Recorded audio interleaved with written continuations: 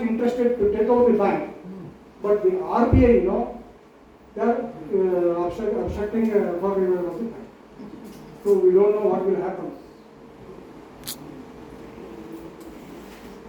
Here, RBI Bangalore and RBI Mumbai has taken a stand to revive the bank, as they have completely failed to revive or merge the bank since 5 years and 7 months. T-Sangha and United Forum are relentlessly working for revival of the bank.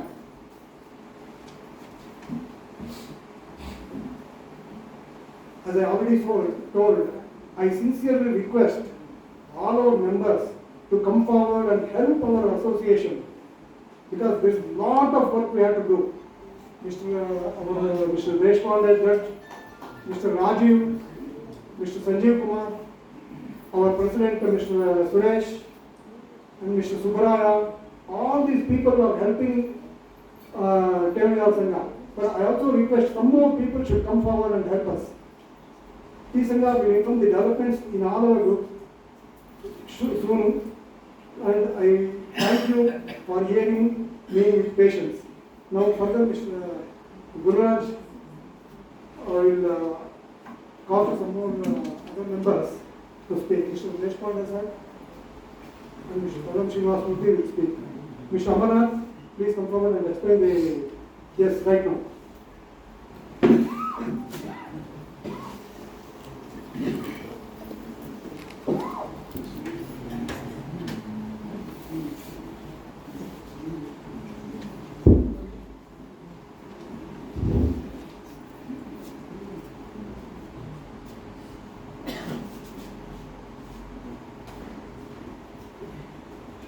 Good evening to all fellow travelers in the misery boat of Gurravandra Bank. I am supposed to explain to you why the accounts are bad. I have done it for the last 5 years. Don't have to repeat it again. I'll just say this.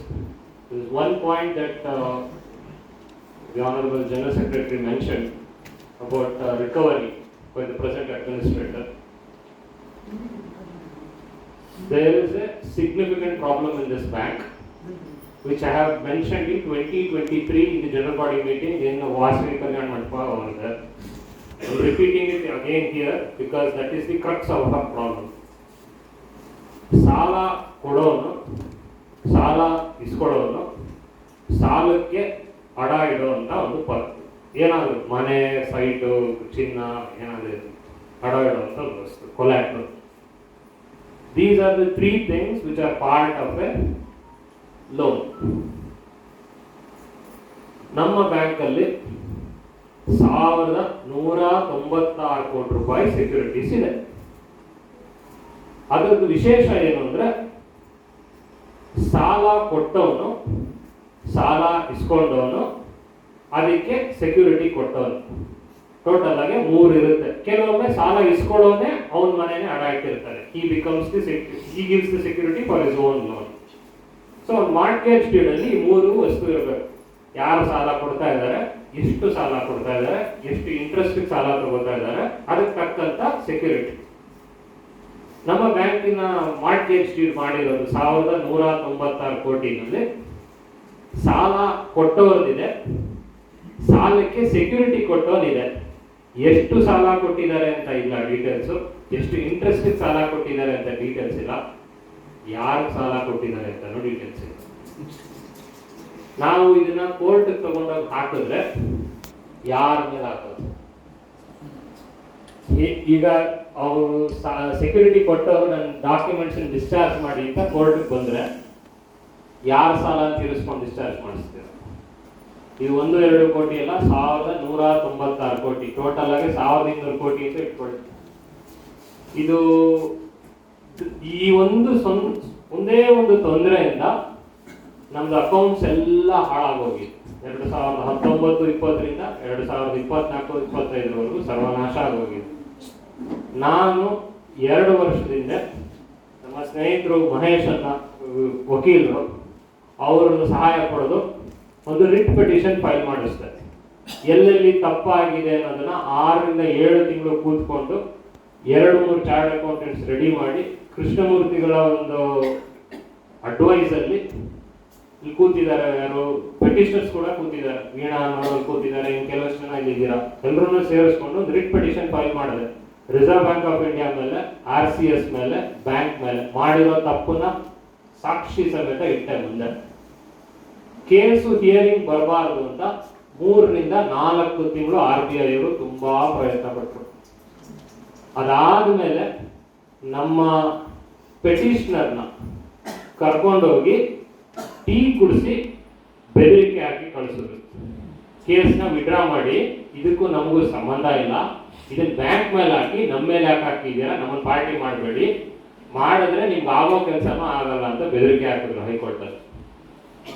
ಅದರ ನಂತರ 4ರಿಂದ 5 ಸತಿ urgent ಮಾಡಿಸಿದ್ರು, ನಮ್ಗೆ time ಬೇಕು ಅಂತ ಕೇಳಿದ್ರು, ಕತೆ ಹೊಡೆದ್ರು, ಹೋದ್ರು. ಆಮೇಲಿಂದ ಕೇಸ್ ಬರಲೇ ಇಲ್ಲ. ಕೊನೆಗೆ ಏನು ಕೇಸ್ ಬಂದಿಲ್ಲ ಅಂತ ಹೋಗಿ ನೋಡಿದ್ರೆ ನಿಮ್ ಫೈಲ್ ಕಳೆದೋಗಿದೆ ಅಂತ ಹೇಳಿದ್ರು ಹೈಕೋರ್ಟಲ್ಲಿ. ಗುರುರಾಜ್ ಅವರ ಒಬ್ಬರು ಪರಿಚಯ ಅವರಿಗೆ ಇದರಲ್ಲಿ ಹೈಕೋರ್ಟಲ್ಲಿ, ಅವರನ್ನು ಹಿಡ್ಕೊಂಡು 1 ತಿಂಗಳು ಹುಡುಕಿಸಿದೆ ಫೈಲ್ನ. MBC ಕೋರ್ಟ್ಗೆ ಹೋಗಿ ಬಿದ್ದಿತ್ತು. MBC ಅಂದ್ರೆ ಮೋಟರ್ ವೆಹಿಕಲ್ ಕೇಸ್ ಕೋರ್ಟ್ ಅಲ್ಲಿ ಹೋಗಿ ಬಿದ್ದಿತ್ತು ಫೈಲ್. ನಾನು ಹೇಳ್ತಿರೋದು ಸಿವಿಲ್ ಕೋರ್ಟ್ ಅಲ್ಲ, ಮ್ಯಾಜಿಸ್ಟ್ರೇಟ್ ಕೋರ್ಟ್ ಅಲ್ಲ, ಹೈಕೋರ್ಟ್ ಆಫ್ ಕರ್ನಾಟಕದ ಕತೆ. MBC ಫೈಲು ವಾಪಸ್ ತರಿಸಿದ್ರು, ಅಲ್ಲಿಂದ ವಾಪಸ್ ತಗೊಂಡ್ಬಂದು ಹಾಕಿ ಕೇಸ್ ಬಂತು ಕೋರ್ಟ್ ಮುಂದೆ. ಆವತ್ತು ಹಿಯರಿಂಗ್ ದಿವಸ ನಮ್ದು ಕೇಸ್ ಪೋಸ್ಟ್ ಆಗಿತ್ತು, ಫೈಲ್ ಕೋರ್ಟ್ಗೆ ಬರಲಿಲ್ಲ. ಮತ್ತೆ ಜಡ್ಜಿಗೆ ಕಂಪ್ಲೇಂಟ್ ಮಾಡೋದು. ನಮ್ಮ ವಕೀಲರು ಸ್ನೇಹಿತರು ಮೋನೀಶ್ ಕುಮಾರ್ ಅವರು ಕಂಪ್ಲೇಂಟ್ ಮಾಡೋದು ಕೋರ್ಟ್ಗೆ, ನಾವು ಕೇಸ್ ಪೋಸ್ಟ್ ಮಾಡಿಸಿದ್ರು ಫೈಲ್ ಬಂದಿಲ್ಲ, ಫೈಲ್ ಎಲ್ಲೋ ಮಿಸ್ಪ್ಲೇಸ್ ಮಾಡಿದ್ರು, ಅದನ್ನ ವಾಪಸ್ ತಗೊಂಬಂದು ಈಗ ಹಾಕ್ಸಿದ್ರು, ಇವ್ ನಿನ್ನೆ ಹಾಕ್ಸಿದೀವಿ ಇವತ್ತು ಬಂದಿಲ್ಲ, ಮತ್ತೆ ಫೈಲ್ ಬಂದಿಲ್ಲ. ಕೋರ್ಟ್ ಅಲ್ಲಿ ಬೋರ್ಡ್ ಬ್ರಾಂಚ್ ಇಂದ ಕರೆಸಿ ಕೇಳಿದ್ರು, ಏನ್ರಿ ಇದು ಫೈಲ್ ಅಂತ. ಸರ್ ಅದು ಮಿಸ್ಪ್ಲೇಸ್ ಆಗಿದೆ, ನೆಕ್ಸ್ಟ್ ಹಿಯರಿಂಗ್ಗೆ ನಾವು ಫೈಲ್ ನ ತರಿಸ್ತೀವಿ. ಬೋರ್ಡ್ ಬ್ರಾಂಚ್ ಅಲ್ಲಿ ಆ ಫೈಲ್ ಇಲ್ಲ, ನಾವು ಹಿಂದಿನ ದಿವಸ ಹೋಗಿ ಸಬ್ಮಿಟ್ ಮಾಡಿದ್ದು ಫೈಲ್ ಇಲ್ಲ. ತಿರ್ಗಾ 1 ತಿಂಗಳು ನಾನು ಅವರು ಹುಡುಕಿಸಿದ್ವಿ, ಆ ಫೈಲು ಹೋಗಿ division bench writ appeal branch ಹೋಗಿ ಬಿದ್ದಿತ್ತು. ತಗೊಂಬಂದು ವಾಪಸ್ ಫೈಲ್ನ ಇಟ್ವಿ, ಮೆಮೋ ಫೈಲ್ ಮಾಡಬೇಕು, ನೀವು ಹಿಯರಿಂಗ್ ಬರಬೇಕು ಅಂದ್ರು. ಮೆಮೋ ಫೈಲ್ ಮಾಡಿದ್ವಿ, ಹೊರಟ್ವಿ. ಕೇಸ್ ಹಿಯರಿಂಗ್ ಬರಲಿಲ್ಲ.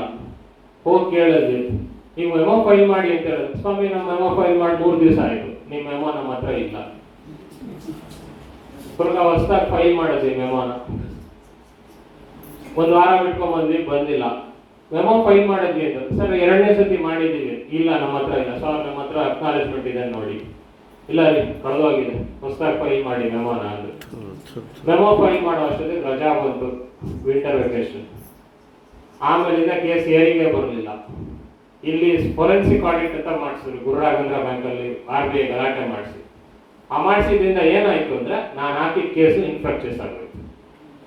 ನಾನು ಏನೇನು ತಪ್ಪು ಅಂತ ಹುಡುಕ್ಸಿದ್ನೋ ಅದು ಇವಾಗ ಅದಕ್ಕೆ ವ್ಯಾಲ್ಯೂ ಇಲ್ಲ, ನಾನು ಈ ಫೊರೆನ್ಸಿಕ್ ಮೇಲೆ ನೋಡ್ತೀವಿ, ಅದ್ರ ಮೇಲೆ ನೋಡಲ್ಲ ಅಂದ್ರು. ಸೊ ನಾವು ಹಾಕಿದ 2.5 ವರ್ಷದ್ದು ಇನ್ನ ಪೆಂಡಿಂಗ್ ಇದೆ. IAB ಹಾಕೊಂಡು ಏನಾದ್ರು ಚೇಂಜ್ ಮಾಡ್ಬೋದೇನೋ, ಅದು ವಕೀಲರಿಗೆ ಬಿಡ್ತೀನಿ, ನನ್ನ ಫೀಲ್ಡ್ ಅಲ್ಲ ಅದು. 99% ಅದು ಸತ್ತಂತ ಕೇಸು. 2.5 ವರ್ಷ 1000 ರೂಪಾಯಿ ಖರ್ಚು ಮಾಡಿ ಇರೋ ಬರೋ ಟೈಮ್ ಎಲ್ಲ ಬಿಟ್ಟು ಕೆಲ್ಸಗಳೆಲ್ಲ ಬಿಟ್ಟು ಕೋರ್ಟಲ್ಲಿ ಕೂತಿದ್ದಕ್ಕೆ ಕೈಗೆ ನಮಗೆ ಬಹಳ ಒಳ್ಳೆ ದುಡ್ಡು ಹಣ್ಣೆ ಸಿಕ್ತು, ಕೊಡ್ದೋಗಿರೋದು ಅಲ್ಲೇ ಬಿದ್ದಿದೆ ಇರೋ ಕೇಸು. ಇದಕ್ಕೆ ಕಾರಣಕರ್ತರು ಯಾರು ಅಂತ ತಮಗೆ ಚೆನ್ನಾಗಿ ಗೊತ್ತು. ಬ್ಯಾಂಕ್ ಮಾಡಿಸಿದ್ದಲ್ಲ, RCS ಮಾಡಿಸಿದ್ದಲ್ಲ. ಈ ತರ ಕೋರ್ಟ್ ಒಳಗಡೆ ನಾಟಕ ಮಾಡ್ಸಕ್ ಆಗೋದು ಒಂದೇ ಸಂಸ್ಥೆ, RBI. ಆ ಸಂಸ್ಥೆನೆ ಹಾಳು ಮಾಡಿಸಿದ್ದು.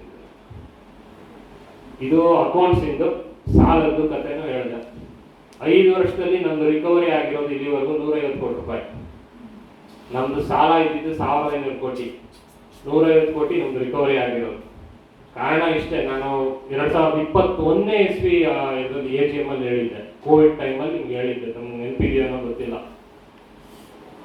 ಗೆದ್ದಿರುವಂತ ಬ್ಯಾಂಕ್ಗಳು, ನ್ಯಾಷನಲ್ ಕೋಆಪರೇಟಿವ್ ಆಗಲಿ, PMC ಆಗಲಿ, ಅವ್ರದ್ದು ಫಸ್ಟ್ ಪ್ರಯಾರಿಟಿ ಡೆಪಾಸಿಟರ್ಸ್ ಇದ್ದಿದ್ದು ತಪ್ಪು ಮಾಡಿದವರಿಗೆ ಶಿಕ್ಷೆ ಅಲ್ಲ, ಹಾಳಾಗಿರೋದು ರಿಪೇರಿ.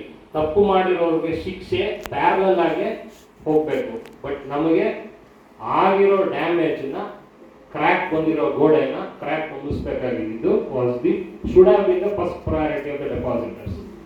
ನಮ್ಮ ದುರಂತಕ್ಕೆ ನಮ್ಮ ಬ್ಯಾಂಕ್ ಅಲ್ಲಿ 35 ಜನವರಿ 2020 ಬಿದ್ದಾಗಿಂದ ಡೆಪಾಸಿಟರ್ಸ್ಗೆ ನಮ್ಗೆ ಅನ್ಯಾಯ ಮಾಡಿದವನಿಗೆ ಶಿಕ್ಷೆ ಆಗ್ಬೇಕು ಅನ್ನೋದೇ ನಂಬರ್ 1 ಪ್ರಯಾರಿಟಿ. ನಮಗೆ ಒಂದೊಂದು ಸೆಕೆಂಡ್ ಮುಂದೆ ಹೋದಂಗೂ ಬ್ಯಾಂಕಿನ ಲಾಸಸ್ ದಪ್ಪ ಆಗ್ತಾ ಹೋಯ್ತು, ಬ್ಲೋಟ್ ಅಪ್ ಆಗ್ತಾ ಹೋಯ್ತು. ಇವಾಗ ಕೆಟ್ಟ ನಂಬರ್ ಬಂದಿದೆ, 3,000 ಕೋಟಿ 4,000 ಕೋಟಿ ನಷ್ಟ. ಹುಚ್ಚು ನಂಬರ್. ನಮ್ಮ ಡೆಪಾಸಿಟ್ಸ್ ಇರೋದೇ 2,500 ಕೋಟಿ, 4,000-5,000 ಕೋಟಿ ನಷ್ಟ ತೋರಿಸ್ತಾ ಇದೆ ಬ್ಯಾಂಕು. ಲೆಕ್ಕ ಅದು ಚೇಂಜ್ ಮಾಡಿಸಿದಕ್ಕೆ ರಿಟ್ ಹಾಕಿದೆ, ಏನಾಯ್ತು ಅಂತ ಗೊತ್ತು ನಿಮ್ಗೆ. ಈಗ ತಾನೇ ಹೇಳಿದೆ ಹೈಕೋರ್ಟ್ ಅಲ್ಲಿ ಎಲ್ಲಾ ತರ ನಾಟಕನೂ ನಡೆದೋಯ್ತು. ನಮ್ಮಿಂದಲೂ ಫಾಲೋ ಅಪ್ ಮಾಡಕ್ ಆಗ್ಲಿಲ್ಲ. ಕೊನೆಗೆ ಮನಸ್ಸಿಗೆ ಬೇಜಾರು ಬಂದ್ಬಿಡ್ತು.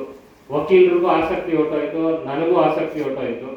ನಾನು ಪೆಟಿಷನರ್ಸ್ ಎಲ್ಲ ಕೇಳಿದೆ, ಎಷ್ಟು ದಿವಸ ಈ ನಾವು ಬೆಕ್ಕು ಇಲ್ಲಿ ಆಟ ಆಡೋಣ, ಅಲ್ಲಿಗೆ ಹೋಗೋದು ಅದಿಲ್ಲ ಬರೋದು, ಹೋಗೋದು ಅದಿಲ್ಲ ಬರೋದು, ಎಷ್ಟು ದಿವಸ ಮಾಡೋಣ, ಏನಾಗುತ್ತೋ ಆಗಲಿ ಅಂತ ಬಿಟ್ಟೆ.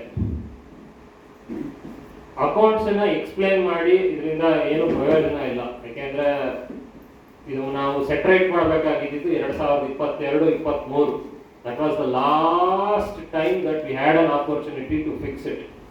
Now there have been decisions taken on top of it. So now our decisions in a reverse madak agalla ಈಗ.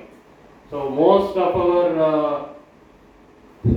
delay has caused a lot of death. ಬರೀ ಡೆಪಾಸಿಟ್ ಡೆತ್ ಅಲ್ಲ, ಬ್ಯಾಂಕ್ಗೂ ಸಬ್ಸ್ಟ್ಯಾನ್ಷಿಯಲ್ ಆಗಿ ಡ್ಯಾಮೇಜ್ ಆಗಿ ಹೋಗಿದೆ. ಇದರಿಂದ ಹೇಗೆ ಹೊರಗೆ ಬರೋದು ನನಗೆ ಗೊತ್ತಿಲ್ಲ. ಪ್ರಯತ್ನ ಪಡ್ತಿದ್ದಾರೆ, ದೊಡ್ಡವರು ಬಂದಿದ್ದಾರೆ, ಹೊಸಬ್ರು ಸೇರಿದ್ದಾರೆ. ನನಗೆ 5 ವರ್ಷ ಗುರುರಾಜ್ ಅವರು, ಸುರೇಶ್ ಅವರು, ಹಿಂದಿನ ಅಧ್ಯಕ್ಷರು ಪ್ರತಿಮಾ ಅವರು, ಮಿಕ್ಕಿದ್ದೆಲ್ಲ ಎಕ್ಸಿಕ್ಯೂಟಿವ್ ಕಮಿಟಿ ಮೆಂಬರ್ಸ್ ನನಗೆ ಅವಕಾಶ ಕೊಟ್ಟಿದ್ದಕ್ಕೆ ಅವ್ರಿಗೆಲ್ರಿಗೂ ಧನ್ಯವಾದ. I also thank all the depositors for hearing me out for the last 5 years. I always wanted to be wrong. I wanted to be proven wrong so that my money comes out. ಯಾಕಂದ್ರೆ ನಾನು ಹೇಳೋದು ಸತ್ಯ ಆಗಿದ್ರೆ ನನ್ನ ದುಡ್ಡು ವಾಪಸ್ ಬರಲ್ಲ ಅಂತ ಗೊತ್ತಿತ್ತು. ನಾನು ಹೇಳೋದು ಸುಳ್ಳಾಗ್ಲಿ ಅನ್ನೋದನ್ನ ಯಾವಾಗಲೂ ಅನ್ಕೋತಾ ಇದ್ದೆ ಮನಸ್ಸಲ್ಲಿ. ನಾನು ಹೇಳಿದ ನಿಜ ಆಗೋಯ್ತು ಅನ್ನೋದು ಬಹಳ ಒಂದು ಬೇಜಾರಾಗುವಂತ ವಿಚಾರ ನನಗೆ. ಇದು ಈ ಸ್ಥಿತಿಗೆ ಬರುತ್ತೆ ಅಂತ ಗುರುರಾಜ್ ಅವರು 2021ರಲ್ಲಿ ಒಂದು 5 ಪೇಜಿಂದು ಪೆಟಿಷನ್ ಹಾಕ್ಸಿದ್ರು. ನಾನು ಅದನ್ನ ಎತ್ಕೊಂಡೋಗಿ RBI ಕೊಟ್ಟು ಬಂದೆ. ಅದು ಗುರುರಾಜ್ ಅವರು ನಾನು ಮಾಡಿದಂತ ಡ್ರಾಫ್ಟ್. ಅದರಲ್ಲಿ 9 ಪಾಯಿಂಟ್ ಇದೆ. 9 ಪಾಯಿಂಟ್ ನಾವು ಅದನ್ನ ಗ್ರೂಪ್ ಹಾಕೋದ್ ಬೇಡ, ಡೆಪಾಸಿಟರ್ಸ್ ಕಾಪಿ ಬರುತ್ತೆ, ಬಟ್ ಅವ್ರಿಗೆ ಕಳ್ಸೋಣ ಅಂತ ಹೇಳಿ ಹಾಕಿದ್ರು. ಅದನ್ನ ಇದ್ರೆ ಅವ್ರು ತೋರಿಸ್ತಾರೆ ಗುರುರಾಜ್ ಅವರು. ನೀವು ಹಿಂಗ್ ಮಾಡಿದ್ರೆ ಹಿಂಗಾಗತ್ತೆ, ಹಿಂಗ್ ಮಾಡಿದ್ರೆ ಹಿಂಗಾಗತ್ತೆ, ಹಿಂಗ್ ಮಾಡಿದ್ರೆ ಹಿಂಗಾಗತ್ತೆ. 2024 ಈ ಸ್ಥಿತಿಗೆ ತಂದಿಡ್ತೀರಾ ಅಂತ ನಾವು ಬರೆದಿದ್ವಿ. ಹೇಳದಂಗೆ ಆಗಿದೆ.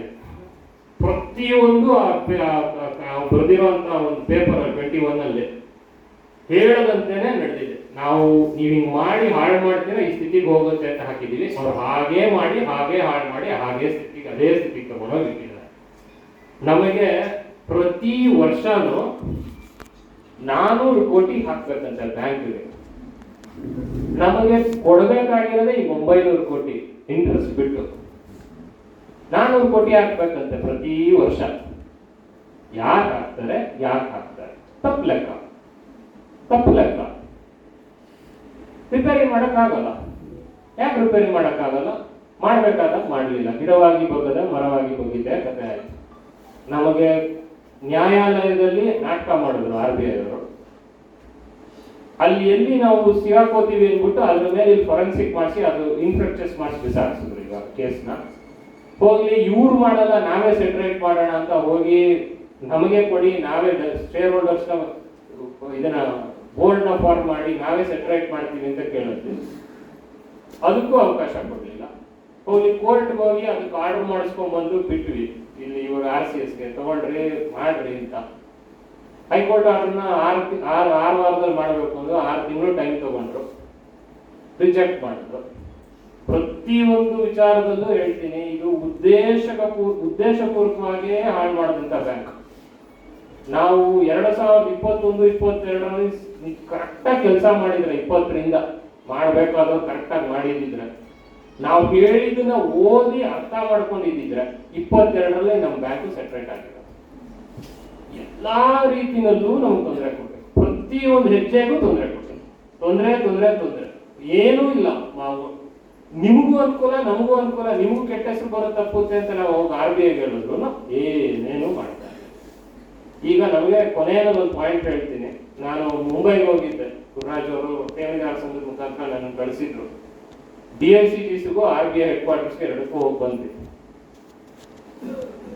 ನಿಮಗೆ ಇವಾಗ 5 ಲಕ್ಷ ಬಂದಿದೆ ನೋಡಿ DICGC ಇಂದ, ಇದು ಇನ್ಶೂರೆನ್ಸ್ ಅಲ್ಲ, ಸಾಲ. ನಿಮಗೆ ಕೊಟ್ಟಿರೋ 5 ಲಕ್ಷ ವಾಪಸ್ ಕೊಡಬೇಕು ಅವ್ರಿಗೆ ಬಡ್ಡಿ ಸಮೇತ ಬ್ಯಾಂಕು. ಏನಾಗುತ್ತೆ ಅಂತ ಹೇಳ್ತೀನಿ ಕೇಳಿ. 5 ಲಕ್ಷ ತಗೊಂಡವ್ರಲ್ಲಿ ಬರೀ ಬ್ಯಾಂಕಲ್ಲಿ 5 ಲಕ್ಷ ಇದ್ದವರೆಲ್ಲ ಮನೆಗೆ ಹೋದ್ರು ಎತ್ಕೊಂಡು. ಇನ್ನು 5 ಲಕ್ಷಕ್ಕಿಂತ ಜಾಸ್ತಿ ಇದ್ದವರು ಇದಾರಲ್ಲ ನೋಡಿ ನಮ್ಮಂತವ್ರು, ಈ ಬ್ಯಾಂಕ್ ಅಲ್ಲಿ ಇರೋದನ್ನೆಲ್ಲ DICG ಎತ್ಕೊಳತ್ತೆ. ನಮ್ಗೆ 730 ಕೋಟಿ ಕೊಟ್ಟಿದಾರಂತೆ, 730 ಕೋಟಿ ಪ್ಲಸ್ ಇಂಟ್ರೆಸ್ಟ್ 850 ಕೋಟಿ ಅಷ್ಟು ವಾಪಸ್ ಎತ್ಕೊಂಡು ಹೋಗ್ತಾರಂತೆ ಬ್ಯಾಂಕಿಂದ. ಸೊ ಬೇಸಿಕ್ಲಿ ಏನಾಗಿದೆ ಅಂದ್ರೆ 5 ಲಕ್ಷಕ್ಕಿಂತ ಮೇಲಿರೋರು ಡೆಪಾಸಿಟರ್ಸ್ 5 ಲಕ್ಷಕ್ಕಿಂತ ಕಮ್ಮಿ ಇರೋರು ಕೊಟ್ಟಂಗಾಯ್ತು ದುಡ್ಡು. ಇದು ನಮ್ದು ಇದು ಇನ್ಶೂರೆನ್ಸ್ ಅಲ್ಲ, ಲೋನ್. ಇದಕ್ಕೆ ನಾವು ಹೈಕೋರ್ಟ್ಗೆ ಹಾಕಿ ಸ್ಟೇ ತಗೊಂಡಿದ್ದೀವಿ. ಜಡ್ಜ್ಮೆಂಟ್ ರಿಸರ್ವ್ ಆಗಿದ್ದು ಮಾರ್ಚ್ 2024. 1.25 ವರ್ಷ ಆಗಿದೆ ಜಡ್ಜ್ಮೆಂಟ್ ಇನ್ನ ಪಾಸ್ ಆಗಿದೆ. ಸೊ ಇದಕ್ಕಿಂತ ಹೆಚ್ಚು ನನಗೆ ಏನು ಹೇಳಕ್ಕಾಗಲ್ಲ. ಮುಂದೆ ಹೊಸ ಆಫೀಸ್ ಬೇರರ್ಸ್ ಬಂದಿರೋರು, hopefully they will do a better job than I did. I tried my best and failed. Unfortunately, what I thought would happen and I had proclaimed to you in the last 4 AGMs ended up becoming true, which I wanted it to be false, but ended up becoming true. I once again thank the President, Mr. Suresh, General Secretary, Mr. Gurraj, and all the office bearers who have given me time for the last 5 years. I resigned on June 2nd because of the end of my term. I wanted to concentrate on other things. Thank you very much. I wish the very best to all the office bearers who are lot more energetic. Hopefully they'll take it forward and get some justice out of it, because this does not or cannot be solved through punishment. This can only be solved through pure mathematics and proper cleansing of the accounts. If you can do that and figure out how to execute the loan documents, which are beyond understanding of most of the financial analysts, because there is no borrower in the loan documents. There is only the security and there is only the bank which has given the loan. Unfortunately, ಎಷ್ಟು loan ಕೊಟ್ಟಿದ್ದಾರೆ ಅಂತಲೂ ಹಾಕಿಲ್ಲ bank ಇದರಲ್ಲಿ market student. So ಇದೆಲ್ಲ ಇರೋದ್ರಿಂದ ಇದನ್ನು ಹೇಗಾದ್ರೂ solve ಮಾಡಿ ಇನ್ನಿರೋ ಕೆಲವಷ್ಟು ದಿವಸದಲ್ಲಿ, ಕೆಲವಷ್ಟು ತಿಂಗಳಲ್ಲಿ, ಮ್ಯಾಕ್ಸಿಮಮ್ 1 ವರ್ಷದೊಳಗಡೆ hopefully they will solve it ಅಂತ ಒಂದು ಭಗವಂತನಿಗೆ ಪ್ರಾರ್ಥನೆ ಸಲ್ಲಿಸಿ I can conclude my speech.